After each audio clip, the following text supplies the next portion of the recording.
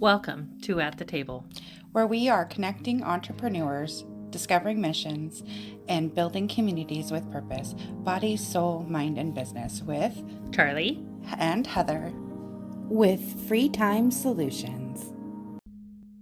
Hi, and welcome to the table for this week's weekly reading. I'm Charlie, your host, and right now we are reading Godmiguel Ruiz's book, The Voice of Knowledge, with Janet Mills. It's a practical guide to inner peace, and it goes right along with our 4 agreements. Same author, same awesomeness, but just continued deeper learning about the voice of knowledge. And for our business mindset tools right now, we are reading Career Self-Care by Minda Zetlin. Find your happiness, success, and fulfillment at work. We are finishing up on Minda Zetlin's book, Career Self-Care. It has been a fabulous journey so far, and I really hope you've been enjoying the journey as well. If there is a book that you would like us to read, go ahead and drop it in the comments below. We have this year planned out, but we are always looking for great suggestions for next year, starting in January. So if you have a book that you would like us to cover, go ahead and let us know. With that being said, make sure you stick around for Mindset Monday when we discuss the topics in the book. Without further ado, let's go ahead and get started. Godmiguel Ruiz, The Voice of Knowledge. This week we are in Chapter 7, Emotions Are Real. The voice of knowledge is not real. Before you learn to speak, your brain is like a perfect computer, but without a program. When you are born, you don't know a language. It takes several years for your brain to mature enough to receive a program. Then the program is introduced to you, mainly through your parents, as well as other people around you. They hook your attention and teach you the meaning of words. You learn to speak, and the program goes inside you little by little by agreement. You agree, and you now have the program. Well, if you are the computer, then knowledge is the program. Everything you know, all of the knowledge in your head was already in the program before you were born. I can assure you that none of us ever has an original idea. Every letter, every word, every concept in your belief system is part of the program, and that program is contaminated with a virus called Lyis.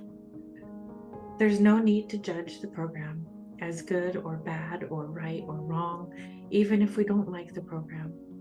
Nobody is guilty for sharing it with us. It is just the way it is, and it's wonderful because we use the program to create our stories. But who is running our life? The program. The program has a voice, and it's lying to us all the time. How can we know what the truth is when almost everything we have learned is a lie? How can we recognize what is real in us? Well, it took some time for me to find out, but I found out. Our emotions are real. Every emotion that we feel is real. It is truth. It is. I discovered that every emotion comes directly from our spirit, from our integrity. It is completely authentic.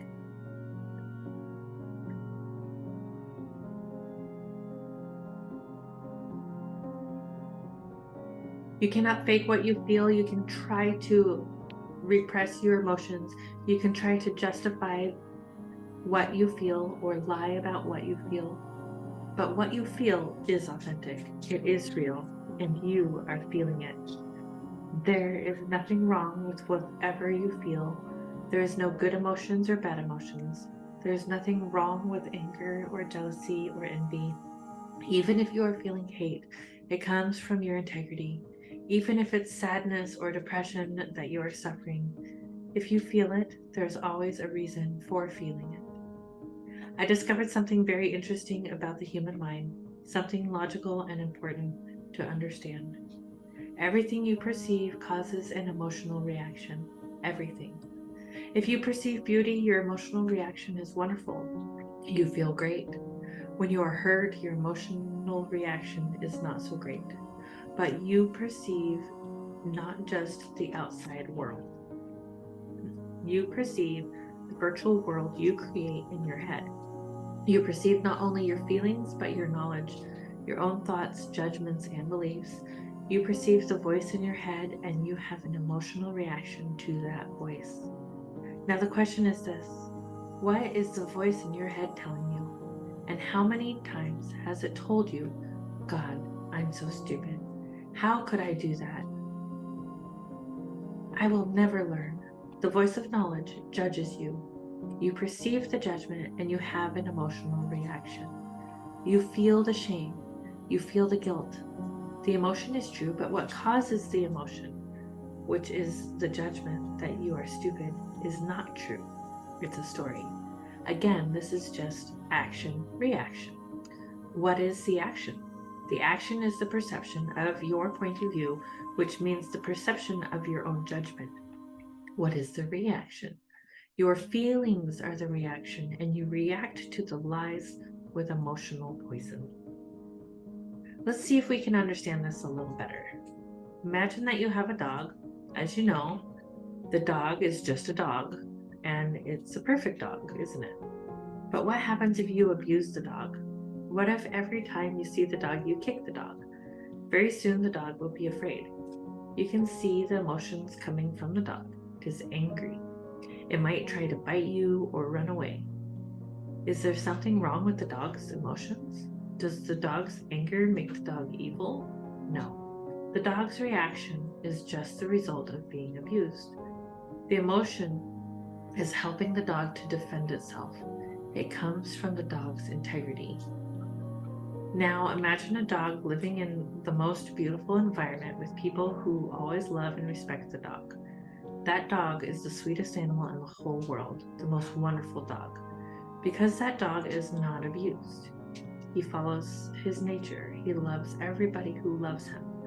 Well, your physical body is just like that dog. It reacts emotionally in the same way.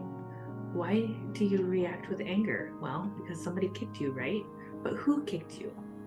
The voice in your head, the main character of your story, what you believe you are. You also perceive your image of perfection, what you believe you are not, and this also creates an emotional reaction. How you feel when you cannot live up to that image. How do you feel when you cannot live up to that image? The emotion is not pleasant, but your emotional reaction is real. It's what you feel. But is it true that you need to fit that image? No, it's a lie. What you are perceiving is just a lie that you agreed to believe in. You agreed, and that lie has become part of your story.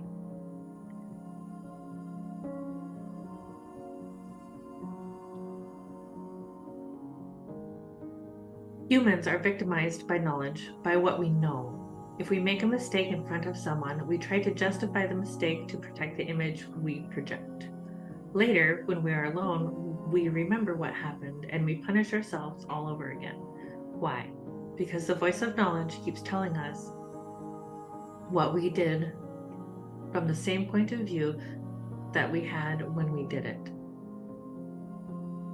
The voice becomes a powerful judge, and it's telling us, look what you did. And it's telling us this to whom? It was the voice that made us do it in the first place. The voice of knowledge is abusing the emotional body. What is not real is abusing what is real. The action is to believe a lie. The reaction is to feel emotional pain. The emotional body perceives the voice, reacts to the voice, and just like a tiger, it attacks. We lose control and we do things and say things that we really don't want to do or say. Now the voice of knowledge is afraid of our emotional reaction. It judges reaction and makes us feel ashamed of our own feelings. When we perceive the emotional emotion of shame, and we use knowledge to try to justify the emotions, which means the voice of knowledge is talking about what we feel. The voice starts lying to our feelings and even tries to deny what we feel. Then we perceive that voice, we perceive the judgment, and we have another emotional reaction. Now we feel guilty because we reacted emotionally. Then knowledge tries to explain the emotion of guilt. The emotional pain is growing, and now we are depressed. Can you see the cycle? The voice of knowledge makes a story about our emotions. We perceive the story and we try to repress our emotions. Perceiving that repression creates another emotional reaction, and soon we just want to repress everything we feel. I shouldn't feel this way. What kind of man are you? Are you a wimp or what? Real men don't cry. We pretend it doesn't hurt. Yes, it hurts, but it hurts because we make a story, perceive a story, and drag more emotions into the story. Why do we hate? Because someone is abusing us, that's why we hate. Why do we suffer? Because something is hurting us, that's why we suffer. It's a normal reaction to being hurt. What is hurting us? Well, now the answer is easy. What hurts us is the voice of the liar in our head that keeps telling us the way we should be, but we are not. The hate, the anger, and the jealousy are normal emotional reactions that come from what is real, which means they come from our integrity, not from whom we are pretending to be. That's why there is nothing wrong with hate. If we feel hate, the voice of knowledge speaking in our head is calling us to hate. The hate is completely normal. It's just a reaction to what we believe. If we change the belief, then the hate will transform into love. All of our emotions change when we no longer believe the voice, because the emotions are the effect, not the cause. The emotional emotional pain is a symptom of being abused. The pain is letting us know that we have to do something to stop the abuse. Why do people abuse us? Because we allow them to abuse us. Because in our judgment, we believe we deserve to be abused. But if we go a little deeper, we see that we abuse ourselves far more than anybody else abuses us. We can blame other people who hurt us and say, I grew up being abused. And we can make many excuses. But in the present moment, who is abusing you? If you are truthful, you find that mostly it's your own voice of knowledge. Every time we lie to ourselves, we abuse ourselves. Every time we curse ourselves, we abuse ourselves. Every time we judge ourselves, every time we reject ourselves, of course we have an emotional reaction, and it isn't pleasant. Again, if we don't like the emotional reaction, it's not about repressing what we feel. It's about cleaning up the lies that cause the emotional reaction. The message coming from our integrity is clear. The voice of integrity is screaming to us, please save me. That reminds me of the movie The Exorcist, about a little girl who is possessed by demons. Well, there is this little girl inside us saying, help me, I'm being possessed by the main character of my story. Oh my goodness, and it's true. Humans are possessed by knowledge. We are possessed by a distorted image of ourselves, and that is why we are no longer free. How many times have you heard someone say, if the real me comes out, I don't know what's going to happen? We are afraid that something inside of us will come out and destroy everything. And you know what? It is true. If the real you comes out, it will destroy all of the lies, and that is frightening. I used to be possessed by the main character of my story. I was abused by that character for so many years. Yet I pretended to love myself. What a joke. And not just that, I pretended to love somebody else. How could I love somebody else when I didn't love myself? I can only give to others what I have for myself. People have asked me, Miguel, why can't I feel love?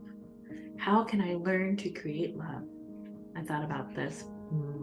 Create love. Then a little idea came into my mind. We don't need to learn how to love. By nature, we love. Before we speak, love is the main emotion we feel. It is natural to express our love, but then we learn to repress our love. And I tell them, you don't need to create love. Your heart is made to produce so much love that you can send your love to the entire world. If you can't feel love, it's because you are resisting love. It's because you've learned how to stop expressing your love. When we are little children and people tell us that we shouldn't be the way we are, we begin to repress the expression of our authentic self. We repress our integrity, our own emotional body. We practice hiding our emotions and pretending that we don't feel them. When we feel ashamed of our emotions, we begin to justify and explain and judge our emotions. We believe in so many lies that we no longer express the beautiful emotion of love. The voice of knowledge tells us it is not safe to love. I'm afraid to love because love makes me vulnerable. If I love, my heart will be broken. So many lies. It's not the truth, but knowledge tells you. Of course it's true. I have a lot of experience with this. Every time I love, my heart is broken. Well, this isn't the truth because nobody can break your heart if you love yourself. If your heart was broken in the past, you broke it with the lies you believed about love. Love makes you strong. Selfishness makes you weak. Love doesn't hurt. What hurts is the fear, selfishness, and control that come from the lies you believe in. If you no longer believe in lies, automatically love starts coming out of you. After my experience in the desert, it was clear to me that every emotion I feel comes directly from my integrity. When I noticed this, I no longer repressed my emotions. Now my emotions are the most important part of my story because I know that my feelings are authentic. When I feel an emotion, I know it's a reaction to what I perceive. My emotions are telling me how I am doing in my life, and by following my emotions, I can change my circumstances. Whatever the feeling, from joy to anger, from love to hate, it's just a reaction. But being a reaction, it is important to see the action. If I am not happy, it's because there's something in my story that is suppressing my happiness. Then I have to take a step back and see what is causing it. If I have the awareness, I can face the problem, fix the problem, and be happy again. As soon as any problem arises in my life, I resolve it in one way or another without even trying to make a story about it. The universe is simple. It's about cause and effect, action and reaction. If you don't like the way you are living your life, this is a reaction to the program that is ruling your life. The liar, the program, is not even part of you. But at the same time, it is part of you because it's the way you identify yourself. The program creates the story. Then it tries to make sense of the story by explaining and justifying everything to the main character of the story. What a setup. What a creation. Humans create an entire culture, a whole philosophy of humanity. We create history, science, art, Olympic Games, Miss Universe, you name it. It's our creation, and it's beautiful and wonderful, but it's just a story. The main character of your story is you, but the role that you are playing is not you. You have practiced the role for so long that you have mastered the performance. You have become the best actor in the entire world. But I can assure you that you are not what you believe you are. Thank God, because you are so much better than what you believe you are. I remember when my grandfather told me, Miguel, you will know that you are free when you no longer have to be you. At that moment, I didn't understand him, but later I knew exactly what he meant. I don't have to be the way everybody wants me to be. I don't have to be what I believe I should be according to my own lies. Your story is your creation. You are the artist with the force of life flowing through you. If you don't like your art, you have the power to change it. That's the good news. You don't have to be you anymore, and that's the maximum freedom. You don't have to be what you believe you are. You don't have to be that anger or that jealousy or that hate, you can recover the sense of what you really are, return to paradise, and live again in heaven on earth.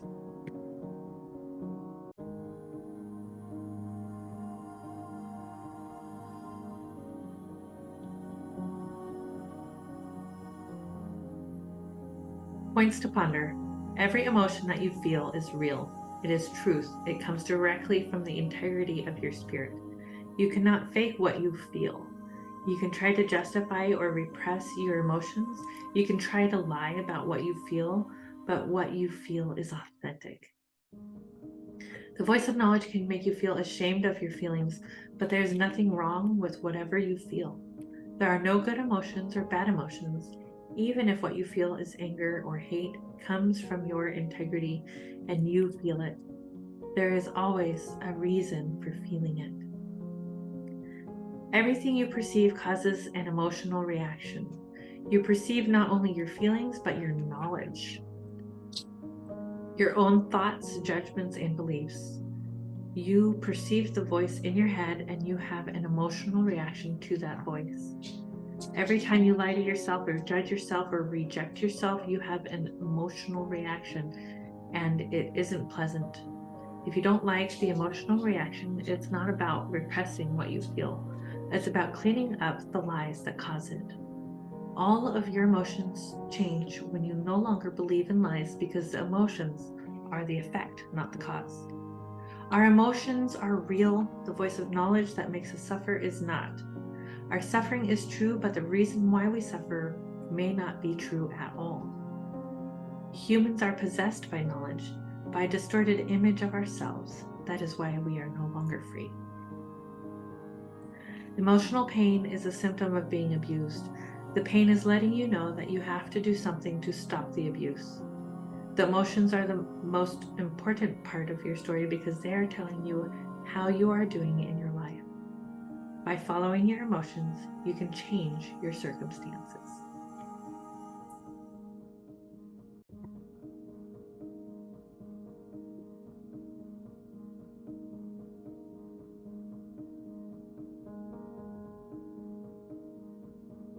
And in Career Self-Care this week by Minda Zetlin, we are on chapter 20, how mindfulness can help you in work and life.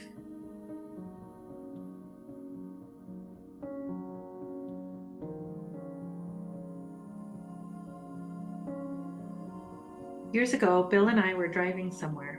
I was sitting in the passenger seat, and for some reason, I got to thinking about how much of my life I'd spent with my mind fixed firmly on the future, anticipating, planning, and worrying, especially worrying.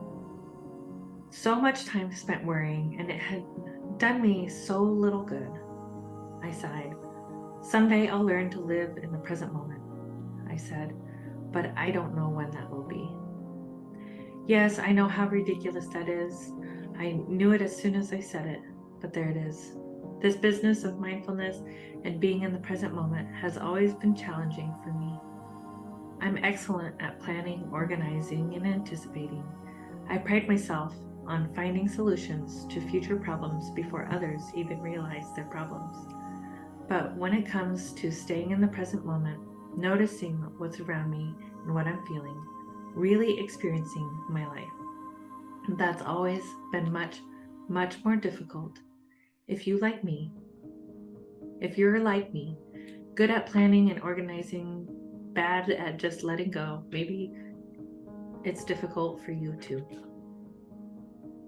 Even the idea of mindfulness has been tough for me to get my head around. A few years ago, I took a weekend meditation course with the authors and Tibetan Buddhists Joel and Michelle Levy. And on the first day, they gave us an exercise that's turned into a daily habit for me. When you first wake up in the morning, they said, before you get out of bed and before you reach for your smartphone or other device, do 3 things. First, be awake to the fact that you're awake. Second, find 3 things to be grateful for, even if they're just the sunlight streaming through the window or the fact that your body is alive and functioning for one more day. Then set an intention for the day. Second and third are those practices seem straightforward enough, but I spent a lot of time wondering how to do the first one. How do you wake up to the fact that you're awake? What does that mean exactly? I know when I'm awake, but how can I really be awake to that knowledge? Eventually, I came to a solution that may or may not have anything to do with what the Levys intended. All I can say is it works for me. I pet one of our cats. When I wake up in the morning, one or both of them are invariably next to me with an easy reach and happy to be petted. My husband is there too, but he sleeps later than I do, and I don't want to wake him up. The feel of the soft fur under my hand is a tactile reminder that I'm there, awake and alive in that moment, surrounded by warmth and love. And really, mindfulness can be as simple as that. At least I believe it can. It can be profound, mystical, spiritual experience achieved after hours of practice and meditation and study, but it can also be as simple as petting a cat. I like to think of mindfulness as one of those maps in a shopping mall with a big red dot that says, "You are here." That's it. You are here, not anywhere else, not anyone else, and not any time else. That big red dot can be a reminder that you are here now, that we are all here now, and that's really all that any of us have. Choppy surface, calm below. So how do you use mindfulness? How can it help you at work and your daily life? A few years ago, for my column, I posed that question to Jade Ming Tan.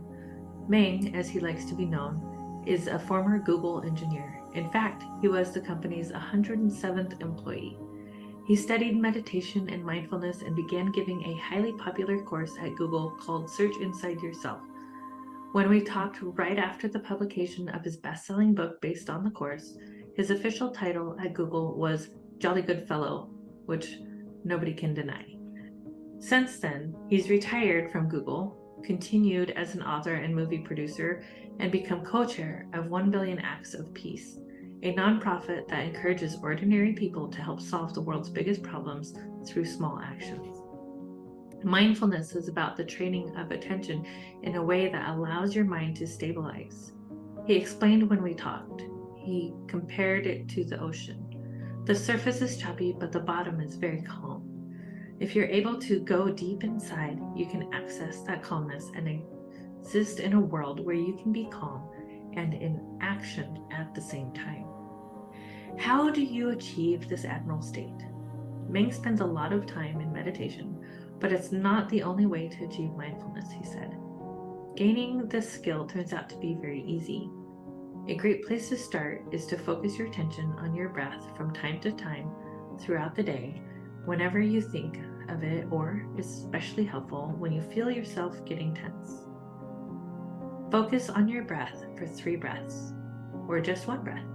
You don't have to train very deep, he says. The stress and upset of failure are physical sensations, Ming explained. Calming your body by focusing on your breath will not only settle your emotions, but it will settle your body as well. He talked to me about the vagus nerve, which I have never heard of.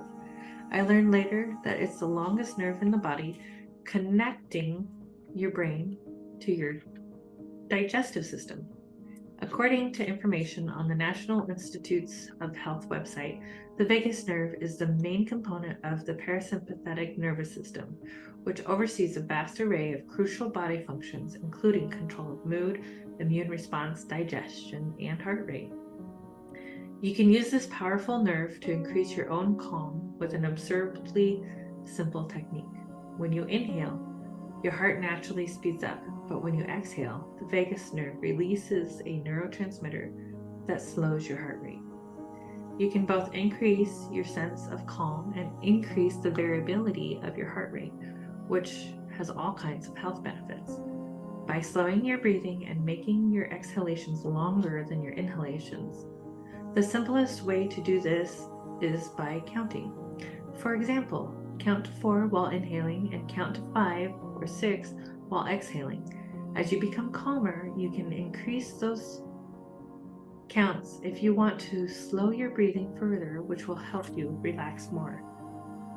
But mindfulness isn't only about achieving your inner calm. It's also about being awake and aware and fully in the present. It's about understanding two seemingly contradictory truths. First, the present moment is all we have and all we truly know.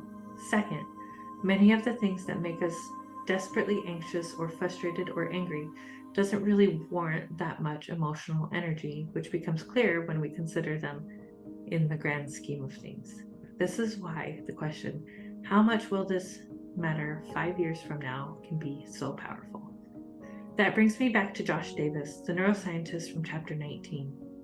Some of his most intriguing advice is about how to best use the few moments in every day when you are fully awake and aware. What does that mean? Davis writes in 2 awesome hours. In one regard, we are very much like computers. Almost everything we do, from flossing our teeth to answering a day's worth of emails, we do by following neuroroutines, the human version of computer programs, which guide our thoughts, feelings, and behaviors. In other words, we spend much of our time more or less on autopilot, and it's not our fault. Our brains evolved this way, and for good reason. As David explains, one influential theory says that humans are cognitive misers, conserving mental energy whenever we can so we can use it for advanced problem solving when we need it. You're probably aware that you do some things by rote, like brushing your teeth. For me, the process goes like this. I put toothpaste on my electric toothbrush and turn it on. I start my brushing routine, as always, in the upper right corner of my mouth. 3 minutes later, the toothbrush turns itself off and my teeth are clean. But I have no memory of actually brushing them. That happened automatically while my mind wandered away to the day's plans or the movie I watched the night before. Driving or walking to a familiar destination is another time when autopilot kicks in for many people. If you ever missed a turn you were supposed to take because it required you to deviate from your usual route, you know what I mean. According to Davis, this business of operating by route doesn't just apply to things like toothbrushing and commuting, but to nearly everything. You may believe you go through your day thoughtfully, constantly making fresh decisions about what you do, but that mostly isn't true. The vast majority of the time, you're gliding along well-worn neural pathways, completing tasks the same way you've done them before, and using as little mental energy as you can. To be clear, this does not mean you don't have to care about these tasks or that you're not putting your best effort into them. You're probably doing them very well because they're things you've done many times before and you've learned how to do them right. If you're not on autopilot, it usually means you're a complete beginner at whatever you're trying to do, and so the task requires your absolute attention. Understand all that, and you'll see why a few times we come out of autopilot during the course of an average day are so very valuable. Davis calls these moments decision points, and they generally happen at one of 2 times. Either you've just completed a task and are ready to move on to something else, or you were in the middle of a task but have just been interrupted. The second instance seems ironic, at least to me. So many of us who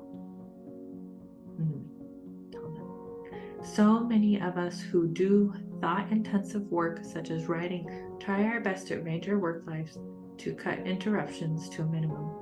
This is why so many successful people get up at 5 or even 4 in the morning. They love having a couple of hours to work without fear of interruption while everyone else is asleep. Then there are those of us who like working late at night for the same reason. It's not that we prefer to miss out on sleep or time with our loved ones. It's that working without interruption lets us really disappear into whatever it is we're doing. We're not entirely wrong to dislike interruptions. Researchers at the University of California, Irvine, found that it takes the average worker 23 minutes to get back on track after an interruption. But according to Davis, an interruption can make you more productive instead of less because it gives you a rare opportunity to really ask yourself whether what you were doing beforehand was truly the most effective use of your time. When you get interrupted, he says, a gift has just occurred. It's a gift most of us try to reject. When we're interrupted, we try our best to get back to what we were doing quickly, picking up exactly where we left off. When we complete a task or finish a phone call or leave a meeting, we immediately look around for the next thing to do or check, the next item on our to-do list, and we jump right in. That's a shame, Davis says, because a decision point is an opportunity that you should value. It's a rare moment in your day when no autopilot routine is running, and therefore your brain is completely awake and engaged. It is therefore a perfect moment to make a smart decision, and since Davis is focusing on greater productivity and effectiveness, he suggests using that moment to decide how best to spend your time. Instead of jumping into the next task right away, he says take 5 minutes or so to really think about the best way to use your next chunk of time. Perhaps you have a large, important project you need to get started on. You may be tempted to jump on in, but should you? Maybe you have an important meeting in half an hour, and your time would be best spent preparing for that meeting, so you'll be able to answer any questions that arise. Or maybe it's the end of a long, arduous day, and your mood and energy level are low. In that case, starting on the big project may lead to frustration and perhaps exhaustion. Answering your email, which is relatively easy and can give you the satisfying feeling of accomplishing something, might be the right choice. Or maybe you're feeling upbeat and energetic and you have nothing on your schedule for the next 2 hours, making this the perfect time to start on a more challenging task. If you think about it, Davis says, you almost certainly know the best way to use your time right now. The important thing is to take those few moments or so to think about it and make a deliberate choice. It might feel like you're wasting time, but spending 5 minutes deciding how you'll spend your time is way better than immediately starting a task that isn't the best use of that time. Decision points don't come up often, he notes. If you had 10 of them in a day, which would be quite a lot, and took 5 minutes for each, you'd still lose less than an hour. Why do we tend to jump so quickly into the next task or back into the task that was interrupted? Because sitting with a decision point is mentally uncomfortable, David explains. Not knowing what to do, or even briefly, is an unpleasant feeling for most of us. We may find ourselves thinking about everything we have to do, and it may all crowd into our brains at once. At least that's what happens to me. Something my husband calls my litany. And so we grasp at something, anything, to start working on. The moment we do, we activate one of our neural routines, although we probably aren't aware of it. Being in the routine is much more comfortable for our overtaxed brains, and we breathe a sigh of relief, happy to feel productive again, and to lose the awful sensation of not knowing what to do with ourselves. Davis doesn't often use the term mindfulness, but that's what he's talking about. That unpleasant sensation of being outside all your neural routines and completely aware is all about being mindful. And his suggestion to use those decision points to your advantage is just one example of how mindfulness can help you be more successful and more present when you're at work.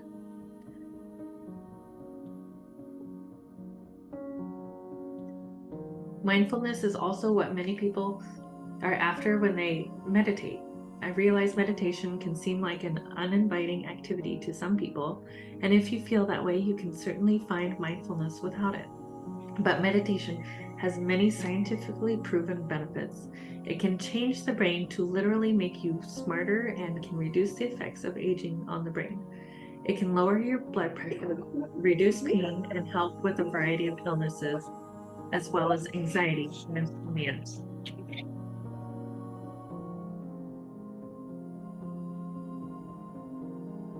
Not only that, but research shows that meditation can make you happier.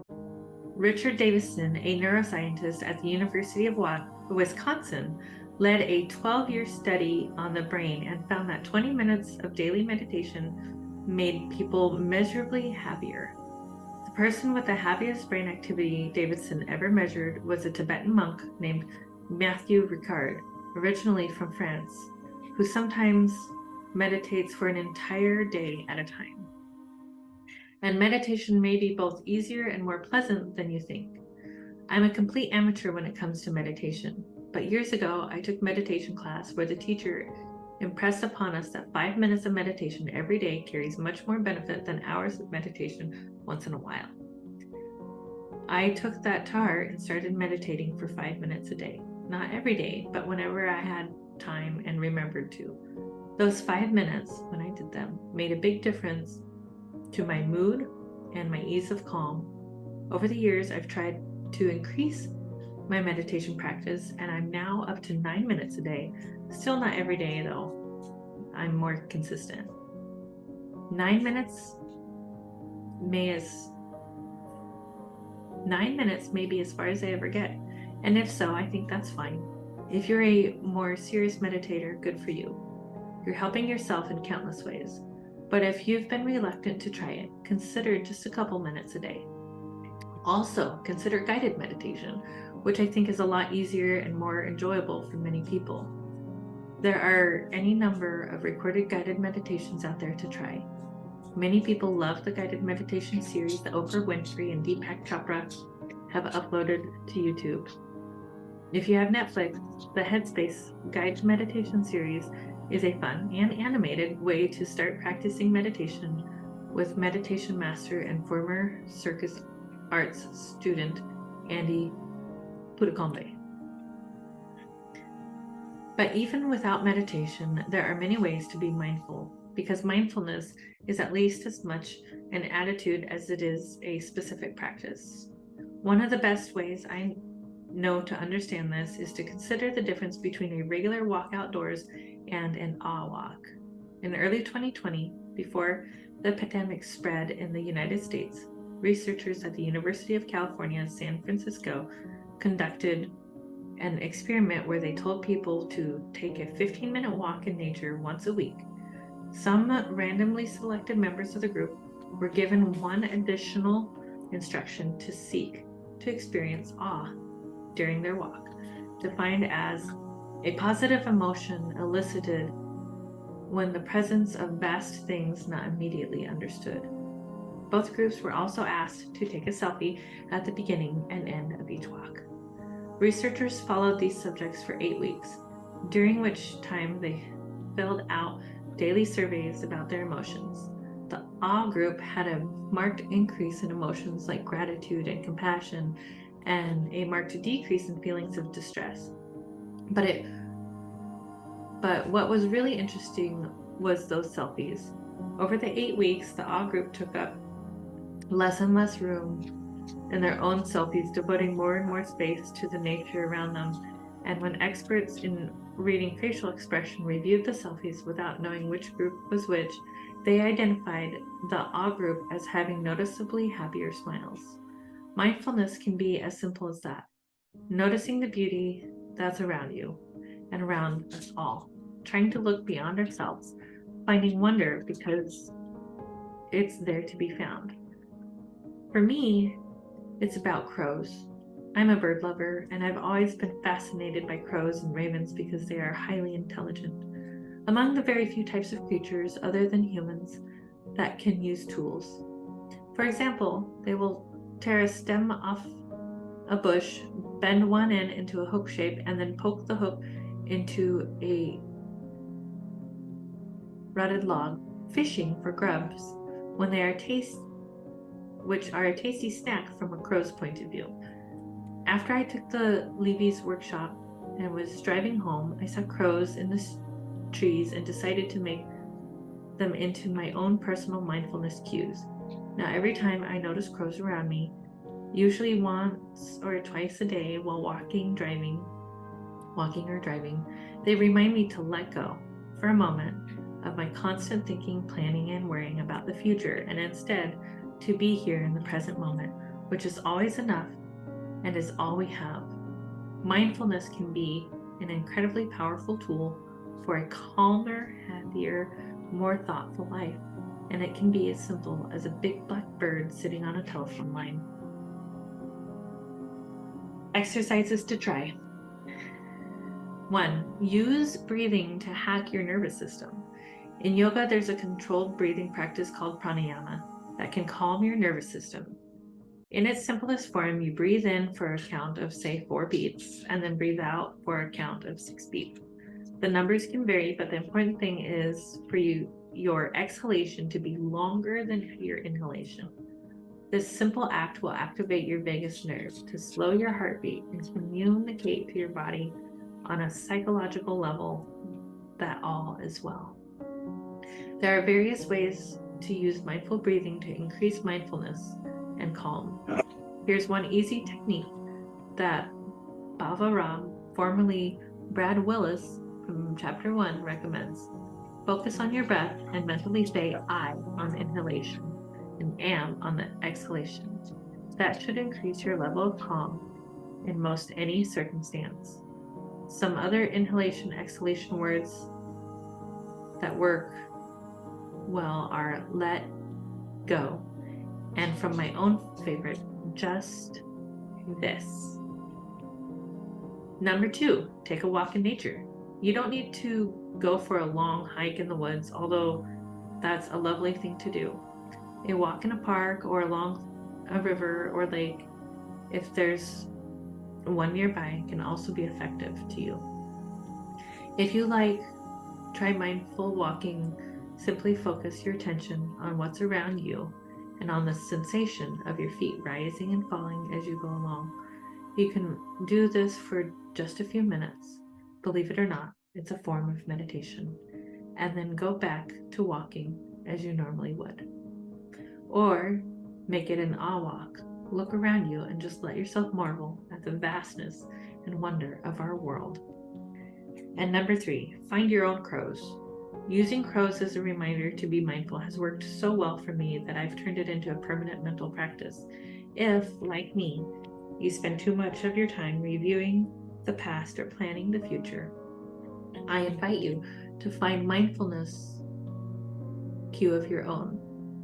It should be something you see perhaps once a day or a few times a week, or it could be something you encounter more frequently.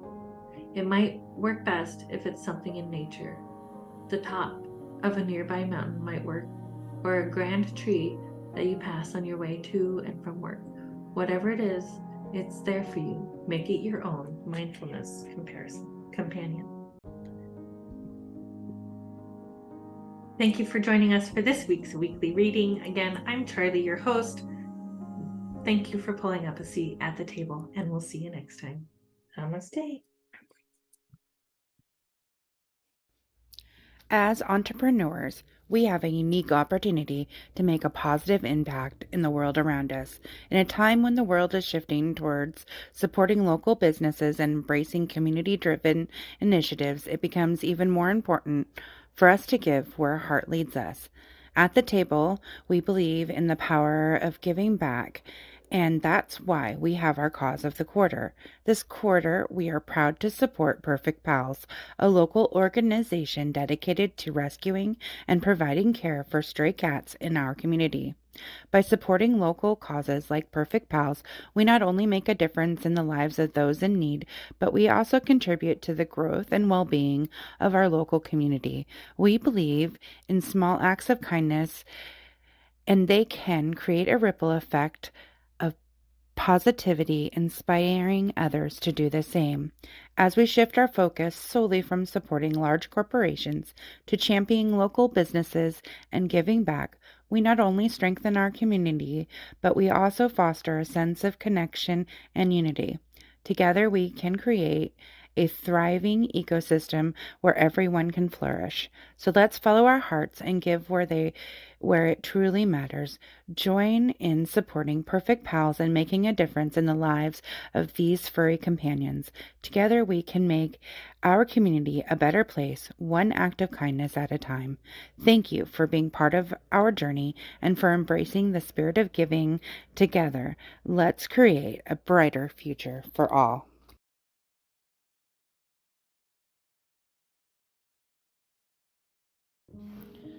Are you tired of juggling endless tasks, struggling to find time for what truly matters? We have the solution for you. Introducing Free Time Solutions, your ultimate partner in reclaiming your time and maximizing your potential.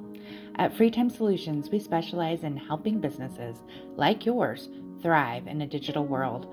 From social media management to website optimization and branding, we have the expertise to elevate your online presence and streamline your operations. Imagine having time to focus on what you love to do while we take care of your business. With our dedicated team of experts and innovative solutions, we leave you free to pursue your passions and achieve your goals. Whether you are a small business owner, entrepreneur, freelancer, we offer comprehensive services tailored to your needs. Our goal is simple: to give you back time, freedom to do what you do best while we handle the rest. So join us at the table and let Free Time Solution empower you to take control of your time and unlock your full potential. Visit our website at www.yourfreetimeback.com. That's www.yourfreetimeback.com to learn more and schedule your consultation today.